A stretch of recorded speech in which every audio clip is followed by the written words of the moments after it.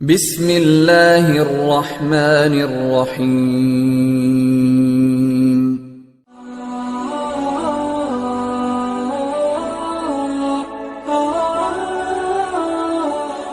اللہ اکبر کبیرہ۔ اس لیے ہم اپنے عقیدہ توحید کو مضبوط کریں۔ اس لیے عاجز کہا کرتا ہے کہ جب میری اور آپ کی پیدائش ہوئی تھی تو پیدا ہوتے کے ساتھ ہی ہمارے دائیں بائیں کان میں کسی نے کچھ کہہ دیا تھا، یاد ہے؟ کیا کہا تھا؟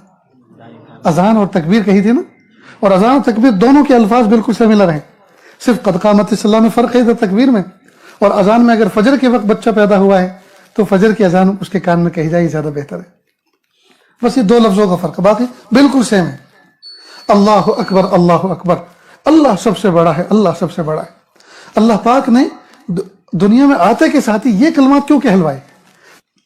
اب سمجھنے کی بات ہے کہ بچہ پیدا ہوا، آنکھیں بند ہیں، مٹھی اس کی بھیچی ہوئی ہے اور وہ رو رہا ہے، اس کے کان میں کوئی مؤذن، کوئی اذان دینے والا بزرگ کہہ رہا ہے اللہ اکبر، اللہ اکبر، اللہ اکبر، اللہ اکبر، اشہد ان لا الہ الا اللہ، اشہد ان لا الہ الا اللہ۔ یہ لوجک سمجھ میں نہیں آتی۔ جس بچے کو یہ پتہ نہیں میری امی کا نام کیا ہے، میرے ابو کا نام کیا ہے، میں کون سی فیملی میں ہوں، وانی میں ہوں، گنئی میں ہوں، کس میں ہوں، جس کو یہ پتہ نہیں ہے کہ میں کون سی اسٹریٹ میں ہوں، کون سے ڈسٹرکٹ میں ہوں، سی ایم پی ایم کون ہے، کس ملک میں ہوں، جسے کچھ پتہ نہیں ہے، اس کے کان میں اتنے بھاری بھرکم اللہ اکبر، اللہ اکبر، اشہد ان لا الہ الا اللہ، اشہد ان محمد رسول اللہ، ہے نا؟ یہ کیوں کہا جائے؟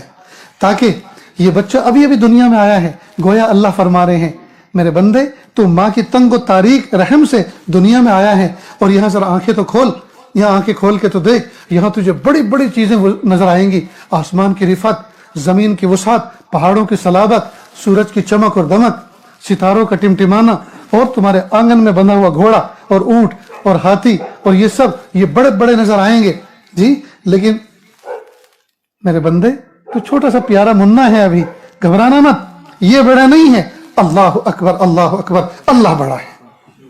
پھر جب تو بڑا ہوگا تو تجھے بہت سے کتے بھونکیں گے، وہ 2 پیر والے بھی ہو سکتے ہیں اور 4 پیر والے بھی ہو سکتے ہیں، گھبرانا مت، اللہ اکبر، اللہ اکبر، اللہ سب سے بڑا ہے۔ پھر تو اور سمجھدار ہوگا اور بڑا ہوگا، محلے میں تجھے ہو سکتا ہے کوئی ستائے، پریشان کرے جی، تو اسکول میں جائے گا وہاں کوئی پریشان کرے، اور تو کہیں سروس اور جاب پہ لگے گا وہاں کوئی کمیونٹی تجھے پریشان کرے، اور وہاں نہ جانے حکومت کے فرمان لینے والے وہ تمہیں کوئی دکھ کریں اور پریشان کریں اور تمہاری روزی روٹی کو تنگ کرنے کی کوشش کریں، گھبرانا مت، اللہ اکبر، اللہ اکبر، اللہ سب سے بڑا ہے۔ اور ہاں، جب تو بزنس کرے گا تو نوٹوں کی گڈیاں گنے گا، وہ سامنے ہوں گی، لیکن یاد رکھنا ہم اذان دن میں 5 مرتبہ ریمائنڈر تمہیں دیں گے، فجر میں، ظہر میں، عصر میں، مغرب میں اور عشاء میں، جب جب تم کوئی کام کر رہے ہوں گے سب کام چھوڑ دینا اور ذرا ہمارے ریمائنڈر کو سننا، ہم تمہیں کیا پیغام دے رہے ہیں کہ یہ نوٹ بڑے نہیں ہیں، اللہ اکبر، اللہ اکبر، اللہ سب سے بڑا ہے۔ شٹر ڈاؤن کرو، نوٹ کو گننا بند کرو، سنو اس پیغام کو اور عملی جواب دو، اور لوکر میں جی تالا ڈال کے اللہ کے گھر کی طرف روانہ ہو جاؤ۔ تم کھیت جوت رہے ہوں گے اور ٹریکٹر اور جو جوتی جانے والی زمین ہے وہ تمہیں بڑی نظر آ رہی ہوگی، وہ بڑی نہیں ہے، اللہ اکبر، اللہ اکبر۔ تمہیں دھمکی دینے والا تمہارا دشمن وہ بڑا نہیں ہے، اللہ اکبر، اللہ اکبر، اللہ سب سے بڑا ہے۔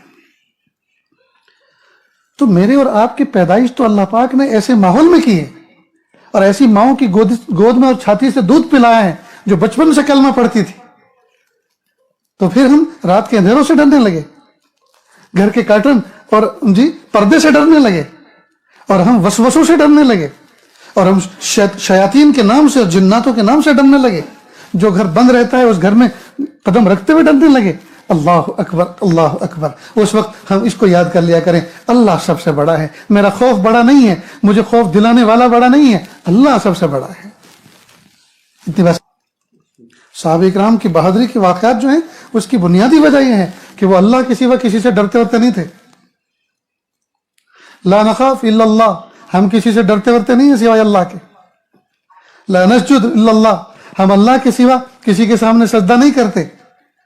تو یہ جو عقیدہ توحید تھا وہ پاورفل کر رکھا تھا اس نے۔ حضرت ابن خالد بن ولید رضی اللہ تعالیٰ عنہ کے زمانے میں رستم ایک پہلوان تھا ایران کا، اس نے ان سے بات کرنے کے لیے پیغام بھیجا کہ میں آپ سے بات کرنا چاہتا ہوں، اور انہوں نے ایک نمائندہ بھیج دیا کہ یہ بات کر لے گا۔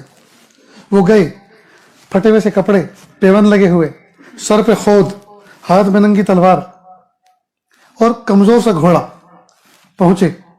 اور ادھر وہ ایران کا رستم پہلوان، اس کا حال یہ زرق برق لباس میں پہنے ہوئے اس کے کمانڈوز کھڑے ہیں اور بہترین قالین بچھی ہوئی ہے اور گاؤں تکیے لگے ہوئے ہیں سنہری کام کے کیا ہوا ہے، اس میں وہ آرام سے بیٹھا ہے اور اس کے نمائندے سامنے کھڑے ہیں.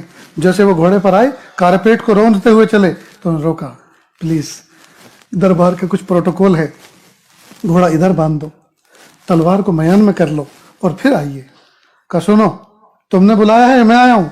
کہ ہم نے بلایا ہے. کہ تم نے بلایا ہے تو ایسے آؤں گا جیسے میں آنا چاہوں گا، میری غرض نہیں ہے، تمہاری غرض ہے. رستم نے دیکھ لیا تیور کو، کہا ان کو آنے دو جیسے آنا. وہ آئے، 2-4 قدم کے فاصلے پہ گھوڑا باندھا، اس کے بعد تلوار سے کارپیٹ میں ایسے یوں لگا کے چل رہے تھے کہ جو تلوار جیسے ٹکتی تھی زمین پر کارپیٹ کو پھاڑتی تھی اور مٹی لے کے اٹھتی تھی.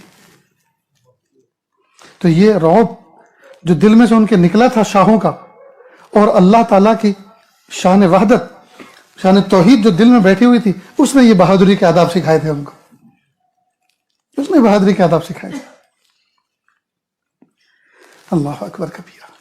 اس لیے ہم اپنے عقیدہ توحید کو مضبوط کریں.